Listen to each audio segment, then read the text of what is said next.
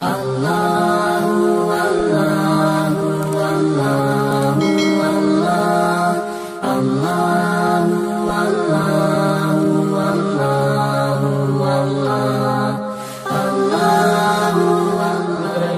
ملاقات ہوئی، بات چیت ہوئی اور کلام ہوا، انہوں نے بھی امت کے لیے سلام بھیجا۔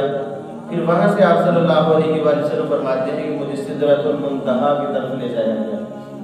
یہ سدرۃ المنتہا، سدرہ عربی زبان میں بیری کو کہتے ہیں، منتہا انتہا، یعنی وہ ایک انتہا ہے کہ نیچے والے فرشتے اس سے اوپر نہیں جا سکتے، اوپر والے نیچے نہیں آ سکتے، وہ ایک انتہا ہے، اس سے آگے نہیں جا سکتے، نیچے سے کوئی چیز بھی آگے نہیں جا سکتی۔ صرف ہمارے نبی صلی اللہ علیہ وسلم واحد شخصیت ہے اس اللہ کی کائنات میں جنہوں نے اس انتہا کو بھی عبور کیا، وہاں سے بھی آگے تھے۔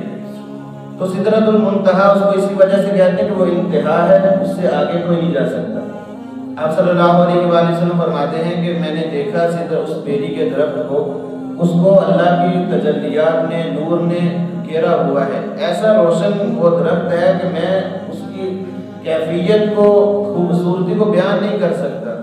اب یہ کون کہہ رہے ہیں؟ امام الانبیاء صلی اللہ علیہ وسلم۔ کائنات میں اللہ کے بعد اگر کسی کے پاس علم ہے تو وہ ہمارے نبی صلی اللہ علیہ وسلم نے، سب سے زیادہ علم رکھنے والے، وہ کہہ رہے ہیں میں بھی بیان نہیں کر سکتا کیسا اس کا نور تھا، کیسی خوبصورتی تھی۔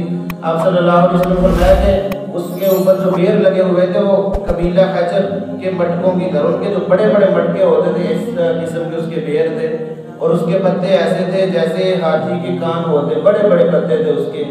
تو اس طرح آپ صلی اللہ علیہ وسلم فرماتے ہیں کہ ہر پتے پر اللہ کا ایک فرشتہ بیٹھا تھا جو اللہ کی تسبیح بیان کر رہا تھا۔ اس انداز میں اس منتہا، سدرۃ المنتہا کو آپ صلی اللہ علیہ وسلم نے دیکھا، اور اللہ کا قرآن کہتا ہے عند سدرۃ المنتہا عندہا جنت المأویٰ، سدرۃ المنتہا کے پاس جنت مأویٰ ہے۔